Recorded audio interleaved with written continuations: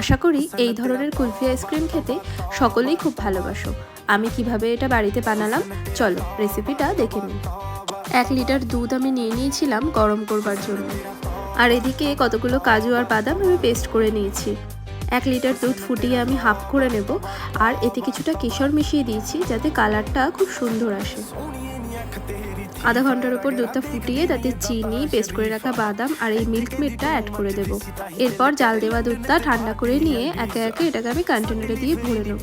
তাতে দিয়ে দেব পেস্ট করে রাখা বাদাম আর কিছুটা আধ ভাঙা করে রাখা কাজু। এরপর এটাকে আমি ফ্রিজে রেখে দেবো প্রায় 12 ঘন্টার জন্য। 12 ঘন্টা পর আমি বার করে নেব, আর তারপরে দেখো কত সুন্দরভাবে তৈরি হয়ে গেছে আমাদের আইসক্রিমগুলো। একদম সহজ পদ্ধতিতে বাড়িতে এইভাবে একবার ট্রাই করে দেখো খেতে কীরকম হয়, আর এটা কত সুন্দর হয়েছে সেটা তোমরাই শুনে নাও।